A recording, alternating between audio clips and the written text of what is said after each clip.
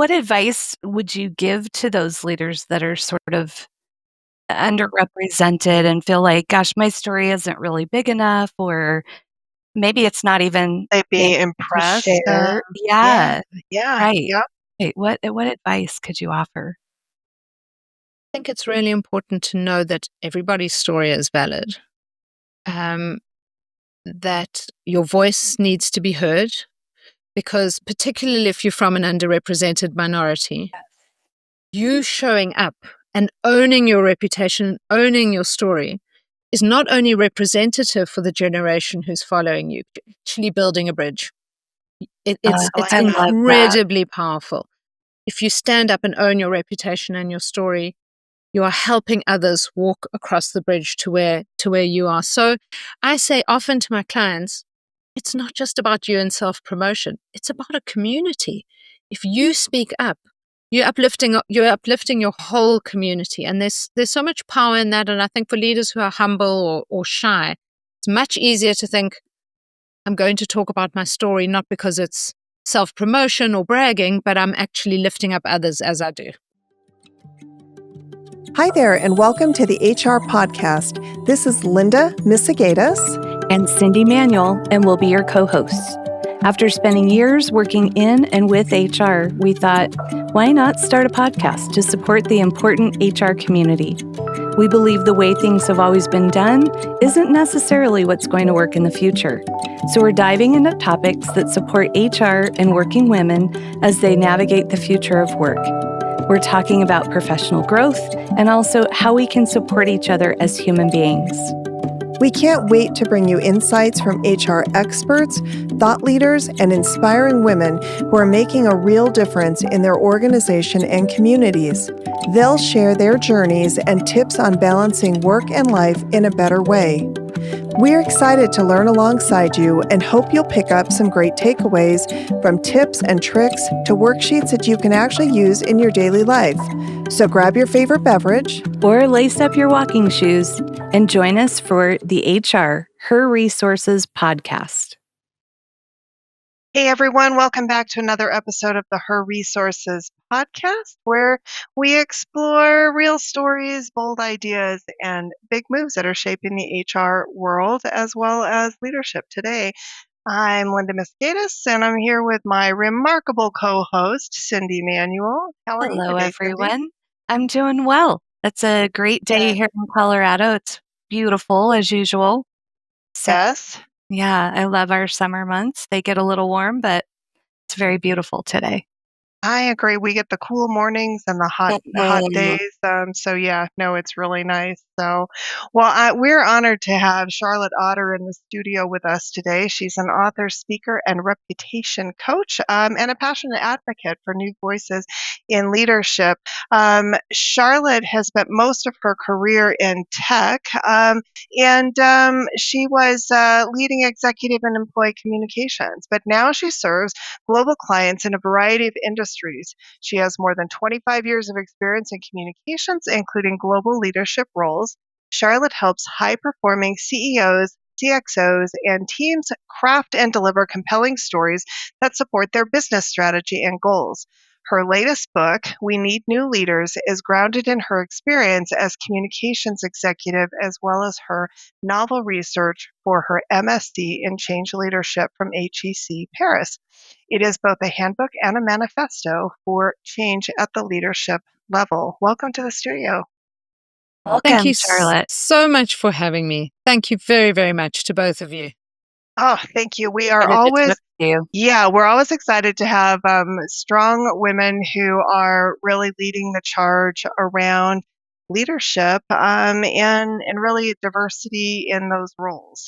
So we're excited to have this conversation with you today. We know you've had such a dynamic career. I mean, you were a journalist and then global communications executive, and now as an advisor helping leaders to really build reputation equity. Can you share how your own leadership experience shaped your belief that we need a new type of leader today? Yeah, absolutely. So, one of the things I often say is growing up, I had no role models of women in corporate. my mother and the mothers of my best friends were nurses, secretaries, teachers. They were working women, don't get me wrong. Oh, yeah. But I had no example of what it was like to have female leaders. So I became a leader quite late in my career because I had quite a long career break to raise my children. In my mid to late 40s, I became a leader. I was already perimenopausal by that stage. And, I was sort of grappling, trying to model myself, and the people around me, were men. And so it wasn't that I became like them, but it was that leadership felt uncomfortable. It felt a little bit, somebody talked about you put on the mantle of leadership, and I kind of felt like I'd put on somebody else's jacket, it didn't really fit comfortably. It felt sort of awkward. And it took me quite a long time to get comfortable with the sense that my own way was okay. Yeah. No wonder so many of us have imposter syndrome, right? What you bring up such a great point, Charlotte. What role models did we have in those strong leadership roles as women? So true. No. Yeah. But yeah, Cindy and I both, we had similar working mothers. I mean, my mom was the CNA, and, and Cindy's mom, she, had her own business, but, she was out there doing, she wasn't in corporate leadership. And so not Was working having 2 or 3 jobs at a time most times, to exactly, raise 5 yeah, no. children. Yeah. It's true.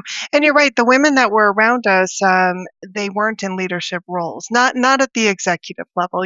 Like I had some female managers, but I never really had all of the leaders that I had growing up. They were all men. You're right. So it's a really great, that's a great correlation, Cindy, you made there with the imposter syndrome, because it just kind of makes so much more sense. And I love the way that you described that, Charlotte, wearing a jacket that isn't yours. So because, yeah, doesn't quite fit, isn't Feels comfy big, for sure. bulky, and uncomfortable, and heavy. That's right. Yeah. And heavy, exactly. It's a heavy burden to carry for Yeah. sure. So, well, in your book, you describe new leaders as those who embrace authenticity, vulnerability, and the power of reputation.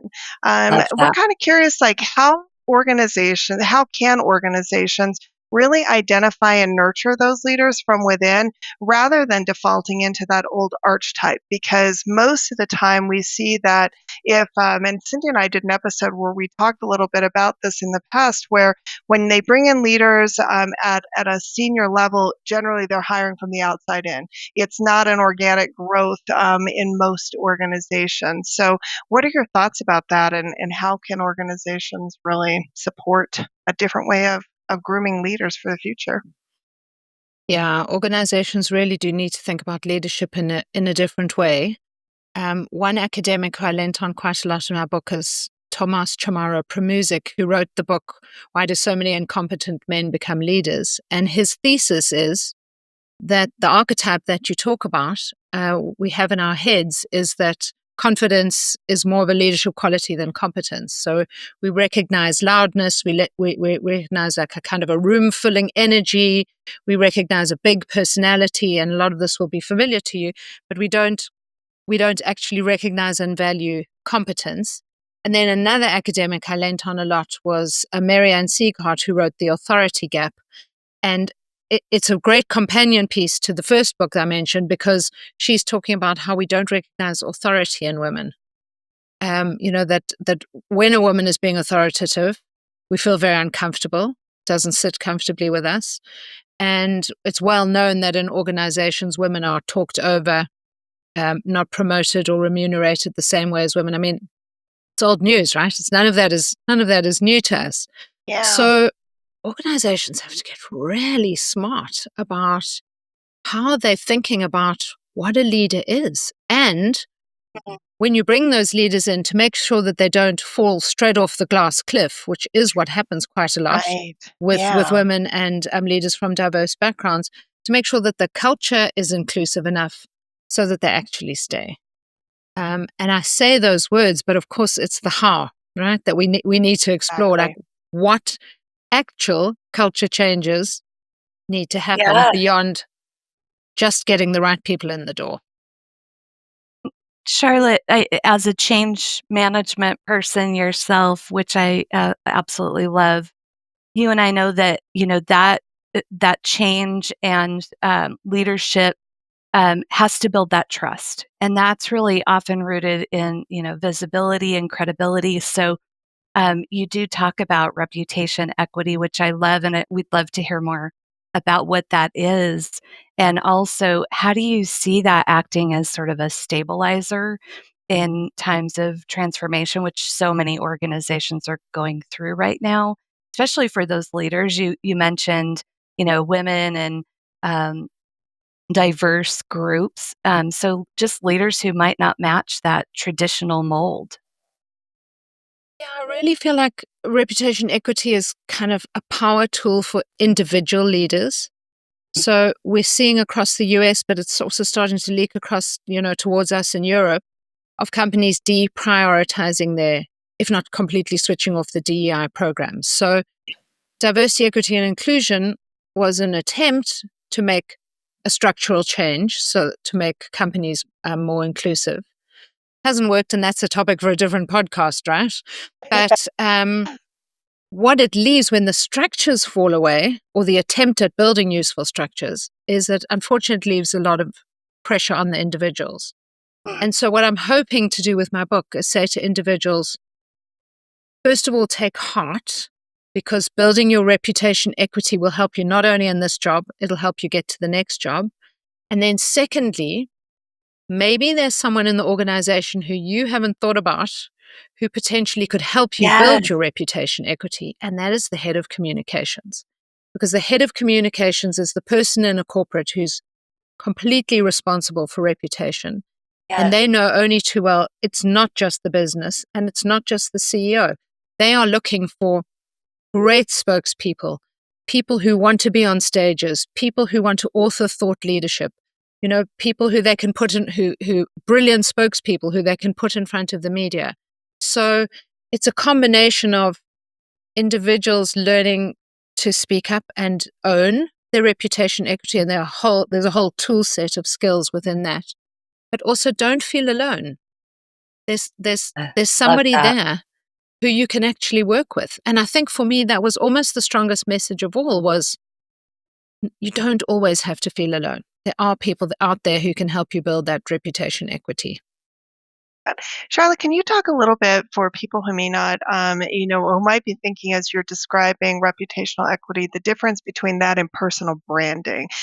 Because you talk about that and that there is a distinct difference between personal branding and reputational equity. Yeah, sure. So I'll talk about reputation, then I'll explain how personal branding fits in. So another book I lent on was a very brilliant book called The Reputation Game, written by Rupert Younger. And Rupert is the head of the Oxford University Centre for Reputation.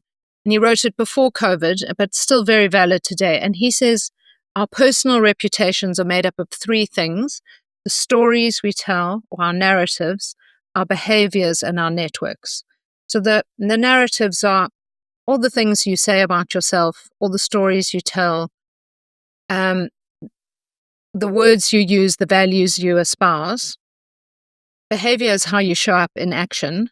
And if there's a gap between words and behavior, then you've got a reputational issue. And this is where quite a lot of my work is now at the moment with different customers, is assessing if there's a reputation gap. And then the third place is your networks. Where are you showing up? Who's hearing you? And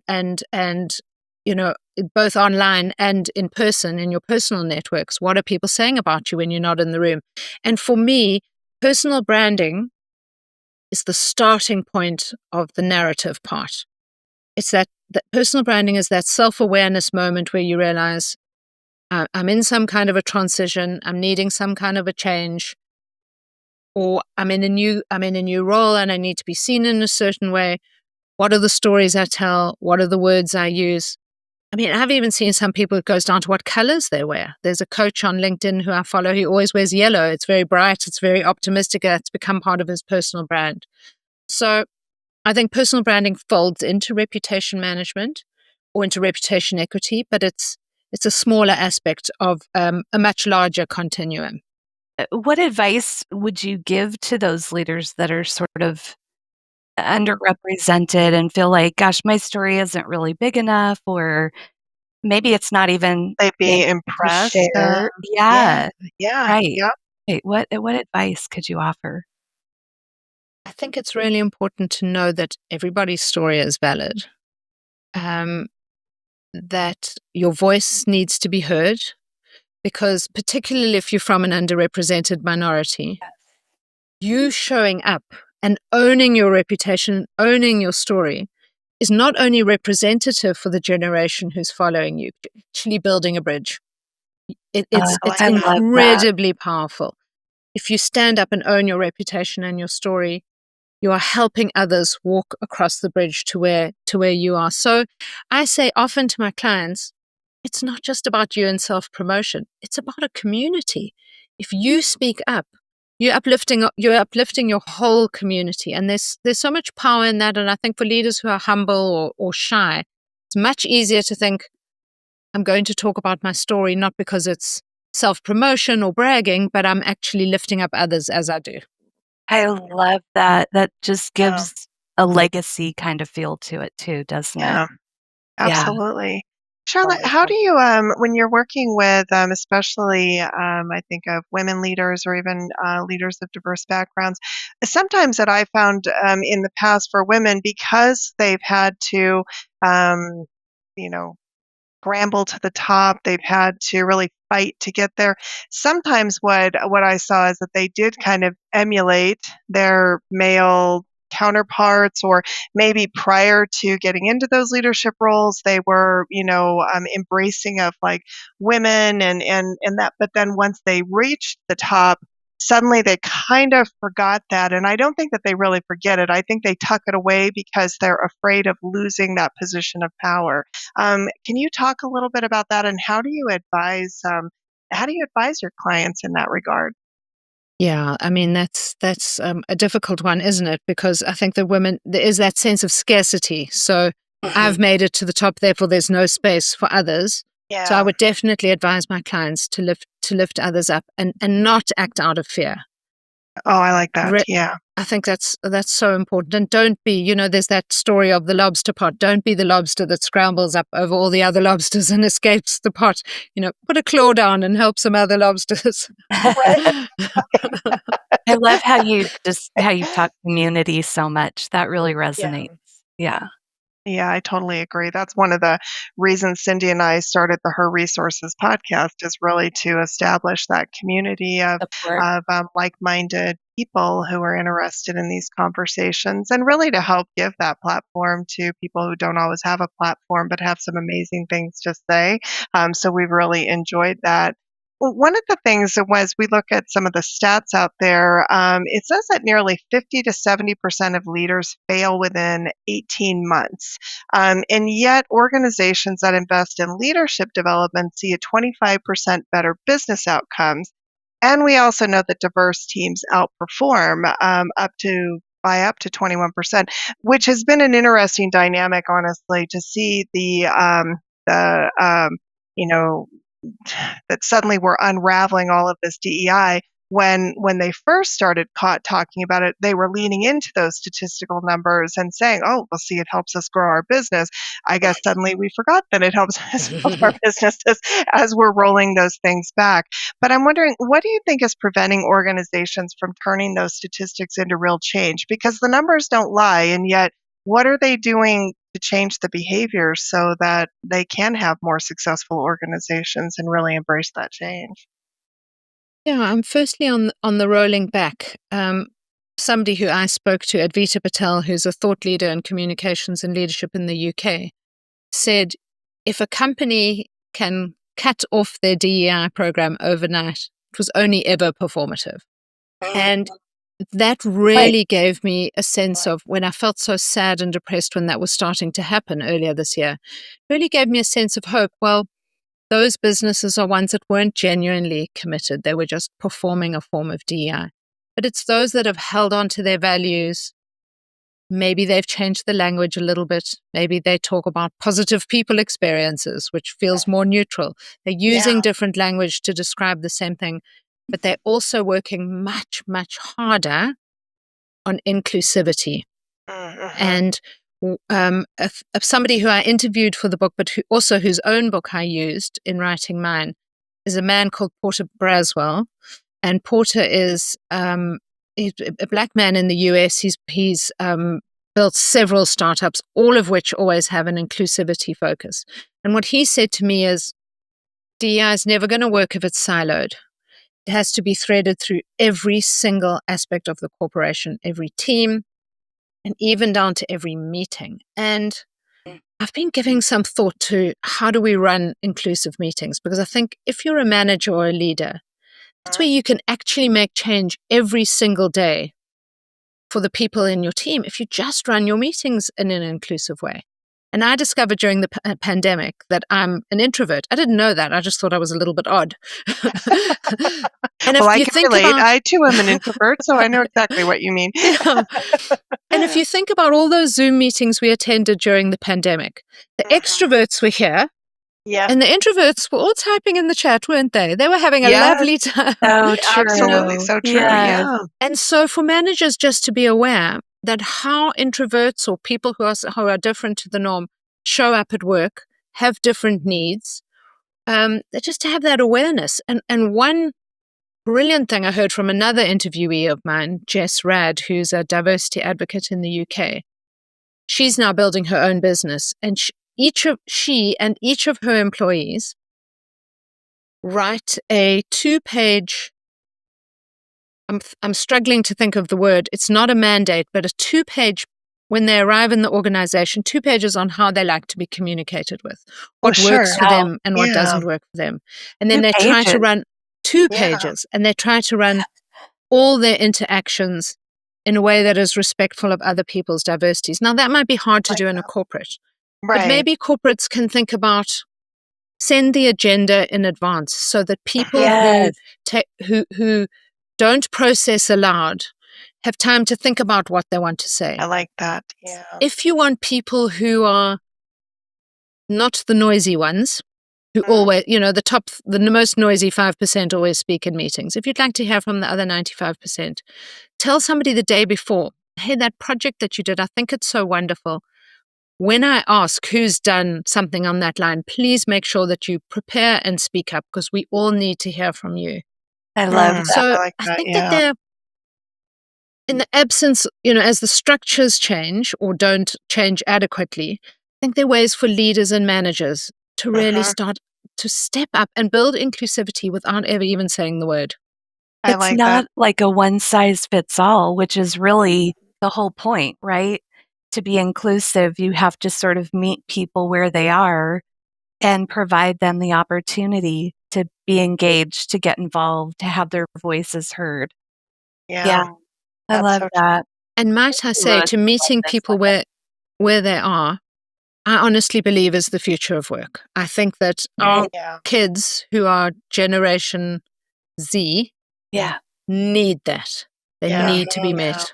They need to be met where they are, whether that means working from home, taking the dog out for a walk, having a cup of coffee, and working from, 6 p.m. till 2 p.m. the next day, but still producing the same quality and output of work. Sure. I think that we're moving away from processes at work, and we're moving towards outcomes, and how people get to the outcomes will at some point become irrelevant. At the Delta Principle, we are transforming the way you experience change. Have you ever experienced an organizational change where your employees pushed back because it was too much, too fast, or they just didn't understand why they couldn't do things the way they've always done them? What about where communication was non-existent or unorganized, with important updates getting lost in the shuffle, leaving people confused? And have you ever experienced change where morale was at an all-time low because the change felt overwhelming and not aligned with your organization's culture? If you are being asked to lead an important organizational change, especially if you're new to leading change, or if you're just feeling overwhelmed, the Delta Principle is here to support you. We work closely with you as a trusted partner, co-creating real-world solutions to address your unique challenges, and we equip you and your organization for future success.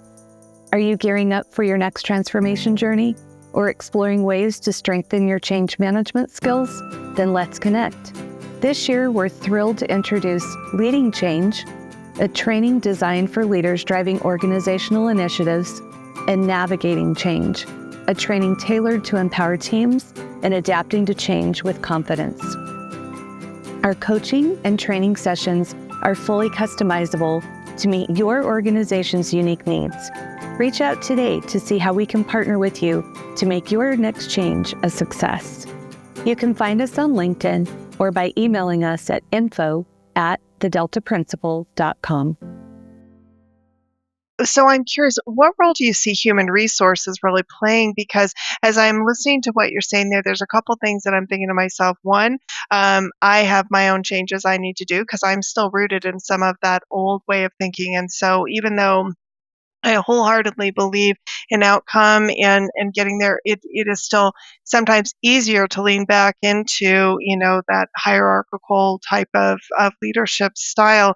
But I'm curious, how can human resources really play a role? Because many managers, such as myself, who have been around a while, we either weren't trained at all, right? We received no management leadership training. We just moved into those roles over time, or some of them are rooted in an old way of thinking. And so, as we have newer generations coming in, what can HR do to really kind of help those, set the tone to create a new environment within organizations?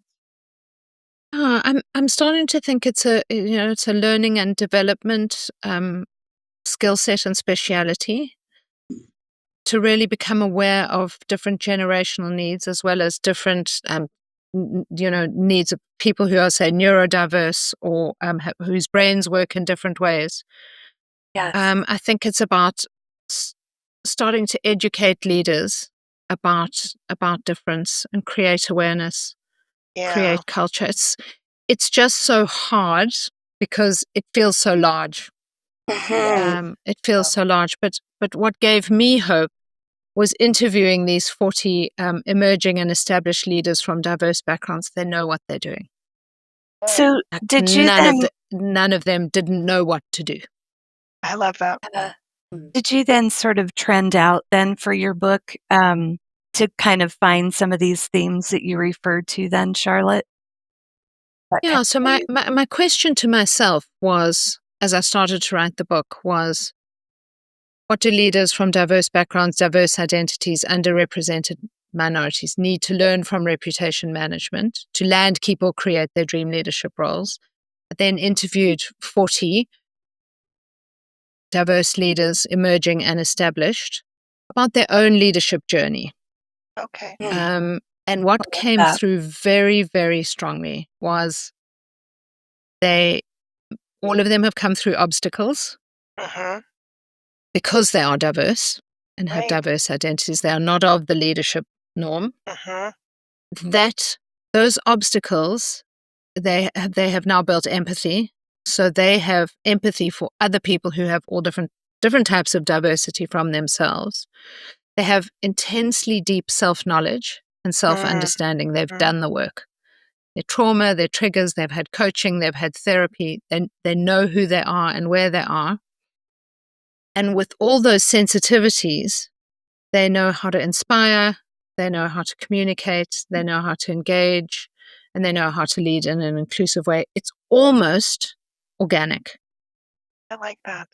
Yeah. That's Another really thing fascinating. that you talk about in your book is creating internal ecosystems to support those newer leaders. You talk about the bridge before you were referring to that. So, from your perspective, you talked also about coaching, mentoring and coaching.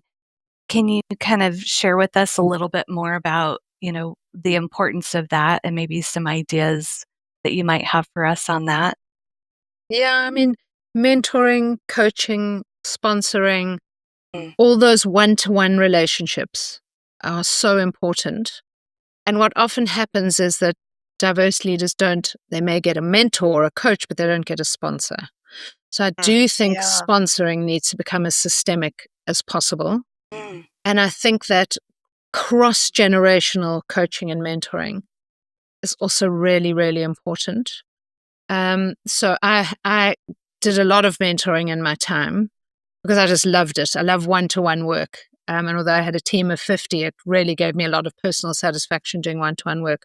But I learned as much from my mentees as I hope they learn from me, and I think it just takes open-mindedness to listen, to hear somebody, to hear where they're coming from and realize, oh, I'm learning something here too. I like that.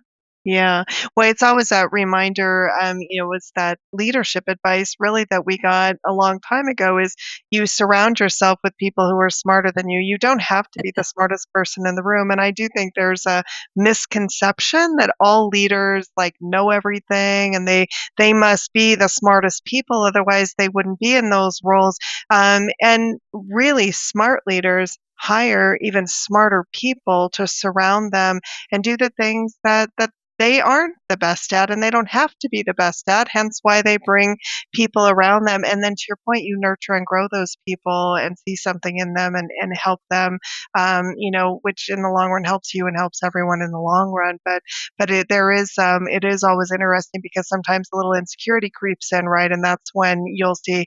I was just talking with someone about that the other day who said that some of their experience with leaders has been around maybe those people not feeling secure enough in their own position.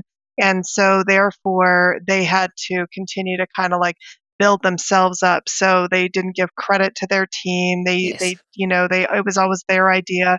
And I thought that's unfortunate, but that is rooted more in a insecurity, than it is, I think, in anything else. And maybe that comes from, strong leadership training that organizations need to instill. So. Yeah.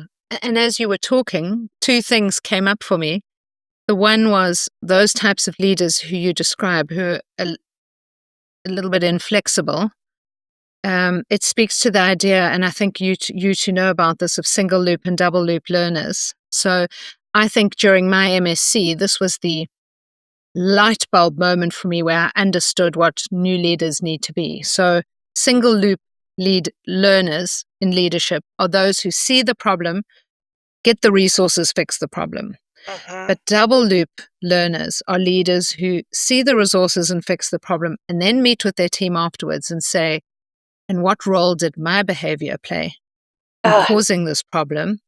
And what can I do to change my behavior so we avoid this problem in the future? And that goes back to self-awareness, Amazing. right? Yeah. And being vulnerable too. I mean, I Right. love that. And I'm actually currently working with an organization where their CEO is exactly what you're describing, Charlotte. Very in touch with his role in things that maybe aren't going well, but gives all the credit to his team for the things that are going well. And he's bringing more people into the room, literally, to have these conversations. So I love, thank you for describing that for us. That's what he's doing, is that double loop learning, and it's very effective. It's beautiful to watch in practice. Yeah. And then what that does, because he allows his team to give him feedback, creates psychological safety. Yeah. It opens up space for radical candor.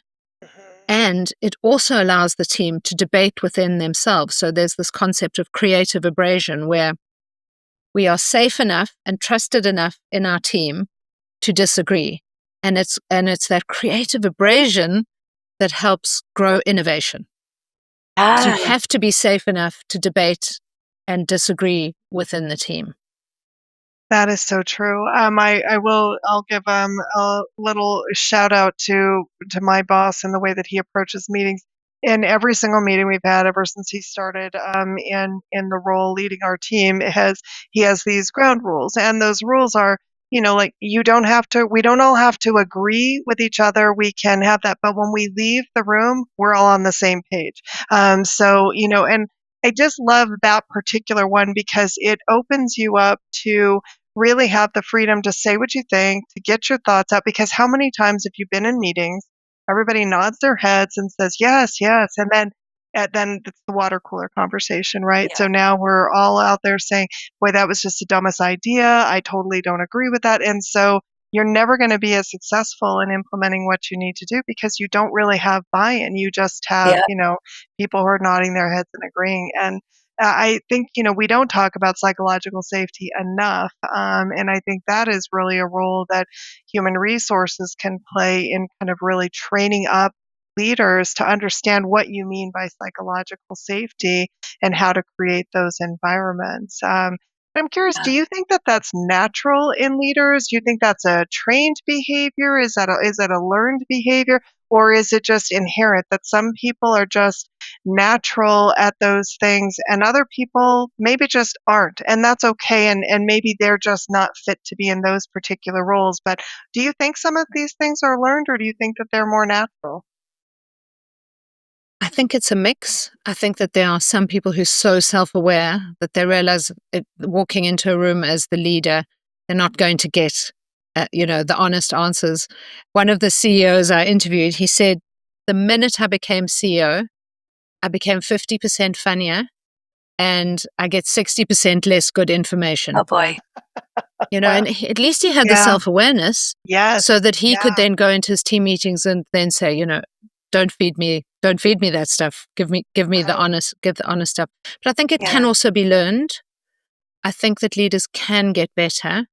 I do think though that those single loop learning leaders possibly are never going to change because they're terrified of vulnerability. They just cannot be That is vulnerable. very And true. it's that lack of vulnerability is almost like a form of concrete. You can't break out of it.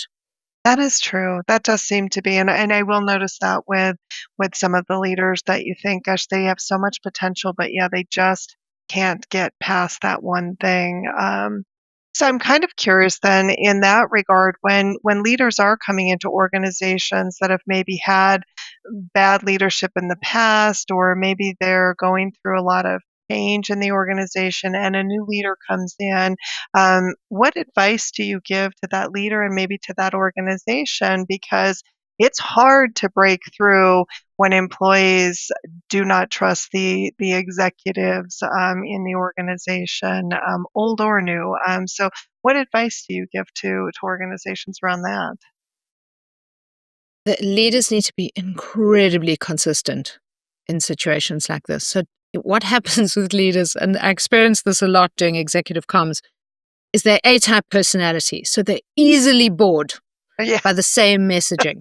you're right. And we used to say people need to hear something 7 times before they understand it and Okay. believe it. Yeah. But now the statistics are, with all the digital overwhelm that we live with, Hmm.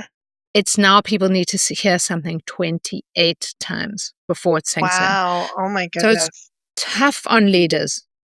My advice is always get your messaging simple, make sure that your messaging supports business strategy, and repeat it until you're completely bored, because the person who's hearing it for the 3rd time, it'll still be surprising to them when they hear it for the 6th, 7th, or 8th time. That's such a great point. Yeah. That is. And I think too, back to what you were saying, Linda, when leaders or the leader with his or her, supporting leaders walk out of a room and they're all saying something different. So back to your point, the simple messaging, what's the why, what are the key messages that we need to share over and over again? If that is not tight and organized, it causes chaos and confusion, and good people leave. Good people leave Yeah. your organization. So Absolutely. No, I completely agree. Charlotte, one of the things you talk about in the book as well is reverse mentoring. So, talk a little bit about that. And I'm curious how HR might integrate something like that into broader leadership development, because we are starting to see now organizations are introducing the concept of mentoring. So, a new hire comes on board, and so then they pair them up with someone, and that becomes their mentor.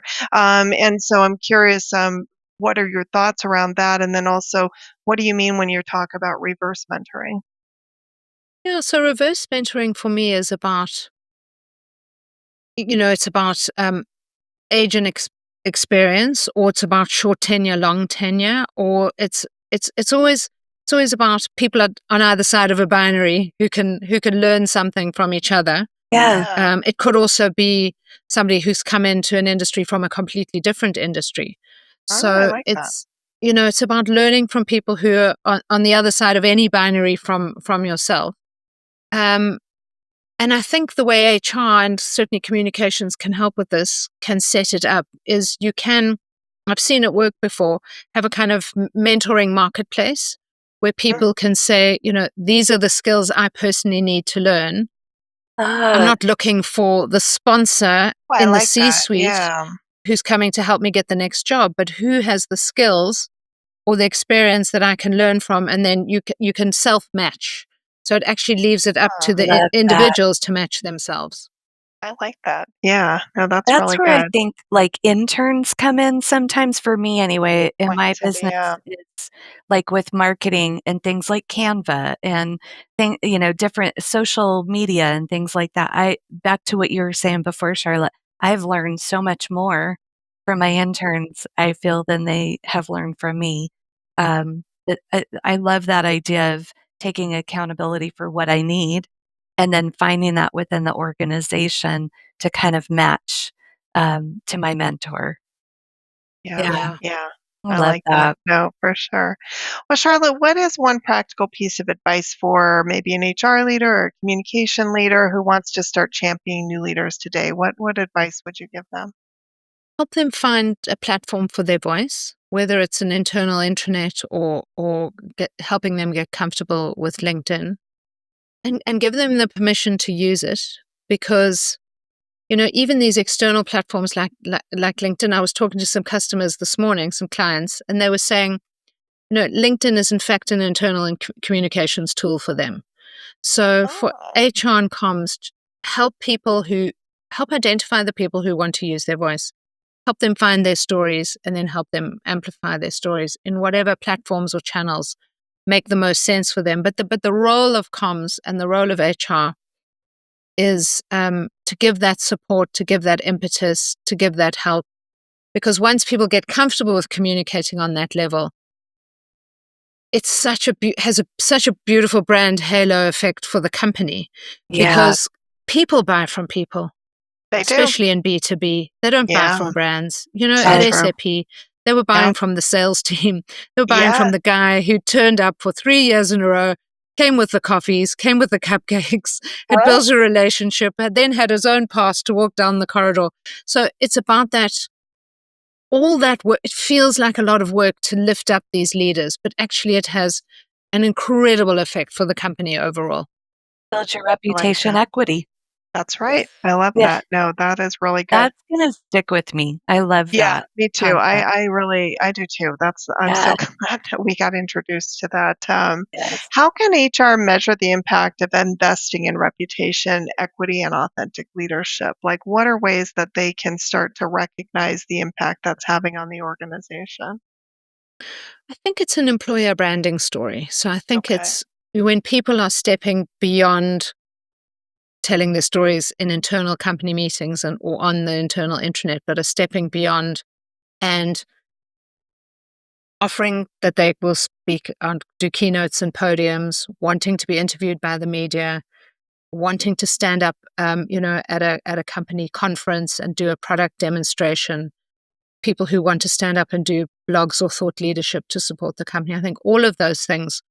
It's a brilliant marketing tool, but it's also an employer branding tool. Yeah, no, that's a really good point, and you do see that great companies have great leaders, and everything follows behind it, for sure. So no, Yeah. what's one outdated leadership trait you'd love to see go away for good? Perfection. So boring. Mm-hmm. Be a little bit messy. Be a little bit human. I love Yeah. that. So boring. We're all Yes. humans Yep. at work. And So true. perfection it's so dull. I want the interest. I want the messiness of humanity. I think it's a lot Yes. more interesting. Yeah. Experiment and then tell those stories about the things you did that were messy. I like Yeah. that. Yeah. No, that's a Mhm. great one. I love Perfection is that. boring. I love that one for sure. So Oh, well, we have really just enjoyed this conversation with been you great. today, and we really thank you for coming on and sharing just your wisdom, but your passion. It comes through. You can tell it's so genuine, and in what you have to say. I listened to some of your other podcasts, and I told Cindy, you're going to love Charlotte because you just are such an authentic and genuine person. And so we really appreciate you coming on. And for all of our HR professionals out there listening, you're in a unique position to not just kind of fill roles, but also shape futures, amplify voices. This is an opportunity. We talk about strategic HR, and that this is a component of strategic HR. Very true. And just for all of our listeners out there, you've got to read Charlotte's book. It's called We Need New Leaders, and it is such a good read. I have enjoyed it. I've actually listened to it a couple of times, and it really is just a roadmap for more human, more impactful, and more inclusive leadership cultures. So definitely pick up your copy today. We'll put the links in the episode, in the show notes, and connect with Charlotte. Charlotte, how can people connect with you if they want to? Oh, I'd love people to connect. So they can find me on LinkedIn, Charlotte Otter. Otherwise, my podcast is called Speech Bubbles. My Substack is called Speech Bubbles. And the book is called We Need New Leaders, as you said. And I just want to thank you both for the opportunity to come and talk to you today. It's been lovely. You too, Charlotte. Great way to start our day. And we know you're near the end of yours, but that's right. Thank you for your time. We very much appreciate it. Absolutely. Thank you both. To all of our listeners out there, we hope if you like the episode, like and share, and we hope to see you all next time. And we'll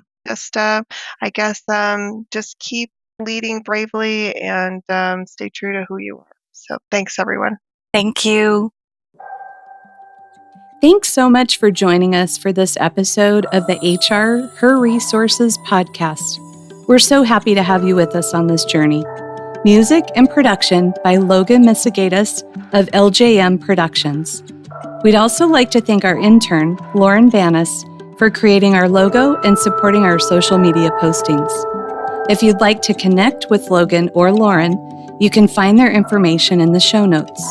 If you found value in our discussion and think someone else might as well, please follow, subscribe to our LinkedIn, and share with a friend. Until our next episode, please take care and continue to support one another.